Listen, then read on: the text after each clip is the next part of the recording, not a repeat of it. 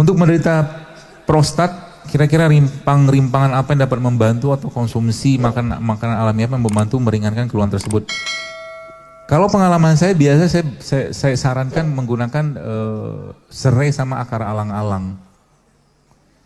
Serai sama akar alang-alang. Ya, sama coba mulai makan ke tomat, tapi tomatnya itu di steam atau di bake atau di oven tapi dikasih lada hitam. Jadi tomatnya dipotong, nanti dipanggang, tengah itu kasih lada hitam, nanti makannya sama zaitun. Ya. Kalau udah biasa tetap nanti akan terasa enak. Kita aja nggak biasa. Bener, kalau Bapak Ibu sudah ngerti, jadi sahuran kayak begitu, dulu juga saya nggak bisa makan kayak begitu, sekarang makan begitu saya bisa, saya udah nyaman dengan mereka gitu loh. Ya, buah-buahan kita kan nggak ada apa-apa kan, sayur gitu potong-potong makan, bahkan kalau kayak misalkan makan apa ya, yang Sunda-Sundaan gitu kan, itu bisa satu piring besar tuh biasa sayur saya habiskan dulu, gitu. Jadi udah biasa, intinya tuh biasakan aja. Obat untuk kekentalan darah, semua jenis bawang-bawangan bisa. Bawang-bawangan. Dirajang, kasih minyak zaitun, makan. Namanya sambal mata. Iya kan? Ya atau kalau enggak ya makan sama nasi merah boleh. Nanti nasi merahnya dikasih bawang-bawangan, kasih cabai, kasih sedikit ayam kampung. Itu juga buat pengentalan darah. Atau kalau enggak bisa bikin, ada resep yang saya pernah bikin di IG itu, hashtagnya resep jantung JSR. Itu isinya madu, cuka apel, bawang putih, apalagi itu saya lupa tuh. Di beberapa toko sih sudah dijual, tapi kalau itu mau bikin lebih murah. Ya. Intinya adalah ada bawang putihnya. Semua jenis bawang putih, semua jenis alium, semua jenis bawang-bawangan itu pengencer darah. Pengencer darah, bawang putih, bawang merah, bawang bombay, ya.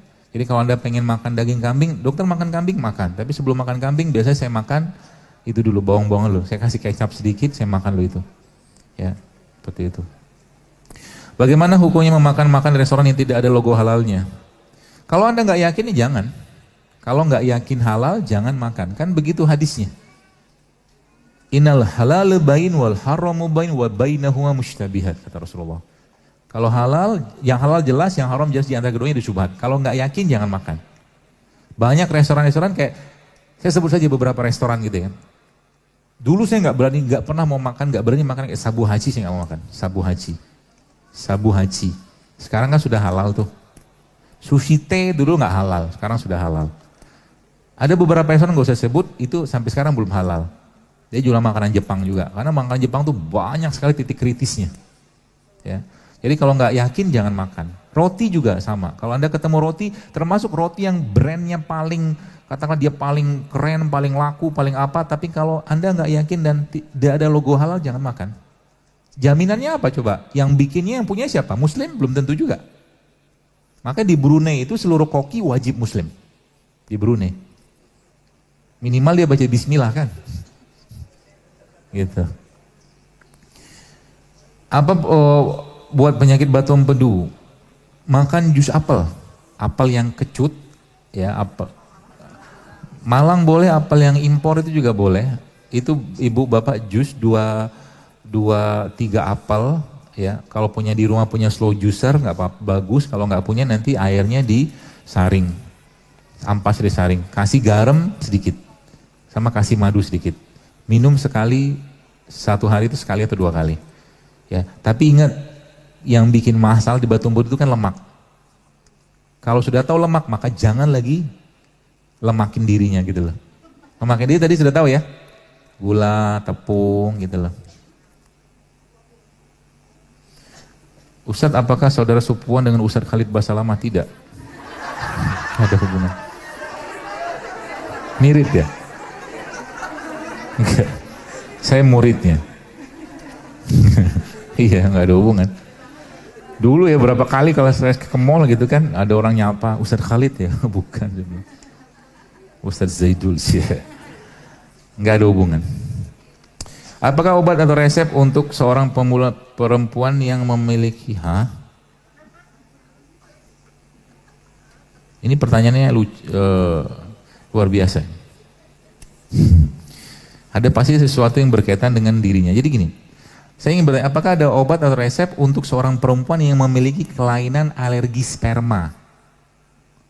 Alergi sperma, wallahualam kayak apa, sehingga susah hamil. Karena imun dalam tubuhnya wanita tadi menyerang sperma dan menganggap sebagai benda asing. Adakah solusinya? Ruqyah. Mungkin ruqyah. Karena nggak mungkin Allah menciptakan sperma itu bermasalah untuk perempuan. Mungkin diruqyah perlu, atau mungkin minum air daun bidara.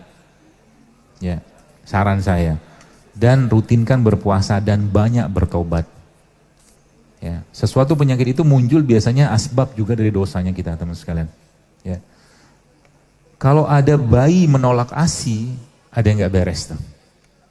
Gitu loh. Karena emang sunatullahnya bayi itu butuh ASI.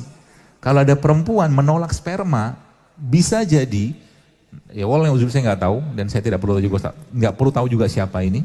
Mungkin diantara kedua tadi suami tadi ada melakukan dosa-dosa yang belum Allah ampuni. Ya mungkin. Solusinya apa?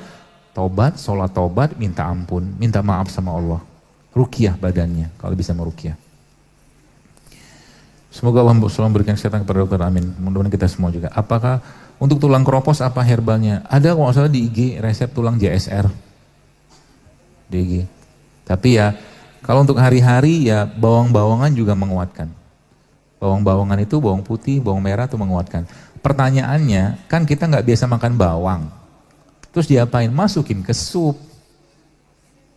Paham kan?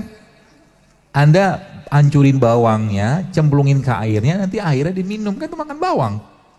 Gitu loh. Nggak usah, maksudnya nggak usah terlalu memberatkan gitu loh. Jadi insya Allah itu bisa. Zaitun juga bisa Anda pakai. Dan madu juga, saran saya itu jangan di rumah Anda sekarang coba usahakan tetap ada produk-produk herbal atau yang ada hadisnya. Madu, habatus sauda, zaitun, ya. Coba usahakan ada, karena apa? Dalam sebuah hadis Nabi menyampaikan bahwa tidak akan kelaparan rumah yang ada kurma di dalamnya. Jadi kurma itu jangan cuma Ramadan doang. Dan Anda bisa bikin infusan juga pakai kurma kan bisa. Dokter, saya gampang sekali mengantuk beberapa kali saat pemeriksaan supaya oksigen ke otak kurang.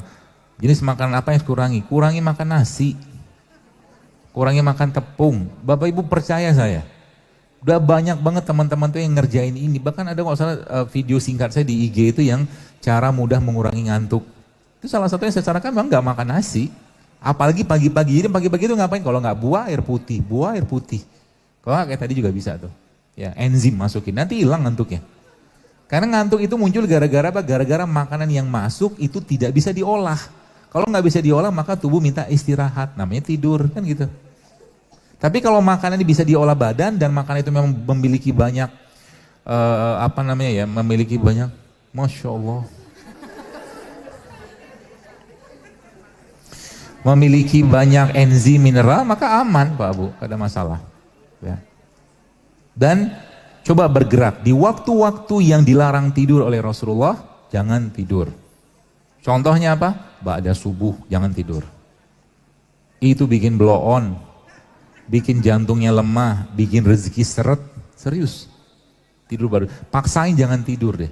Bapak-bapak nih, kalau Anda nggak ada aktivitas, habis subuh ngapain? Jangan ke rumah. Kecuali memang ada hajat sama istri, maaf mau kumpul sama istri, silakan. Tapi kalau nggak ada, stay di masjid sampai syuruk. Baca Quran 1 juz dapat tuh.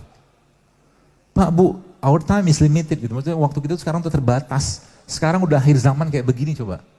Bener-bener akhir zaman luar biasa. Fitnah di mana? Jadi zaman sekarang kalau boleh saya katakan, zina itu bukan kita bisa ngelarang orang berzina sekarang. Tapi sama dia, tolong jangan zina tengah jalan, minggirlah sedikit. Kayak gitu sekarang faktanya. Di mana-mana kayak begitu. Kenapa hak saya kok berzina? Tubuh saya. Itu jahilnya manusia kayak gitu zaman sekarang. Ya, maka sekarang saya lagi sampaikan, apa yang saya sampaikan ini tidak lain bukan untuk Anda sehat, tapi fafirru ilallah, kembalilah kepada Allah. Itu tujuannya. Nggak ada guna Anda minum begini Pak Bu tiap hari, tapi 1 lembar Quran nggak dibaca. Nggak ada guna. Nggak ada guna kita hidup sehat segala macam bla bla bla tadi, tapi sedekah gitu-gitu aja, sholat malam juga nggak mau, ngapain juga hidup sehat, mendingan sakit digugurkan dosanya sama Allah. Dan mungkin mati lebih baik. Lagi-lagi saya sampaikan, kesehatan harus meningkatkan ketaatan. Dan kesehatan itu buah dari ketaatan. Semua syariat Islam menyehatkan, tapi kita tidak mengerjakannya untuk sehat. Saya buat apa? Sholat tuh sehatnya luar biasa. Wudhu sehatnya luar biasa. Umroh, haji sehatnya luar biasa. Sedekah itu bikin sehat. Tahajud jangan tanya lagi. Semua syariat Islam itu menyehatkan. Puasa jangan tanya. Tapi karena Allah ngerti kita nih Bapak sekalian, kita ini manusia itu kan innal insana khuliqa halu'a. Sukanya mengeluh gitu kan. Gak ada orang mau disuruh puasa, maunya makan terus. Akhirnya diwajibkan puasa. Supaya kita gak sengsara, makan terus. Mau dapat bonus, puasa sunnah. Gitu lah. Itu udah keluhnya kayak begini, Allah yang maha tahu dengan ciptaannya dia. Ya. Jadi kita kan ada masalah di badan kita, maka cek makanan kita, ya mungkin minuman kita atau hati kita kayak apa. Makanya vibrate the heart every day. Getarkan hati kita tiap hari. Getarkan hati itu gampang. Paling gampang dengan apa? Dengan sedekah. Sedekah itu kapan? Saya sudah sedekah 3 hari yang lalu. Enggak. Hadisnya setiap pagi ada malaikat yang mendoakan. Maka sedekah itu setiap pagi, setiap hari. Enggak bisa enggak. Kenapa? Ada malaikat yang mendoakan, ya Allah berkahi orang yang berinfak hari ini. Ya, ke masjid bapak-bapak datang bawa uang 5.000, 10.000, kencangin ke masjid, niatkan karena Allah. Dapat pahala, dapat doa malaikat. Gitulah, ya.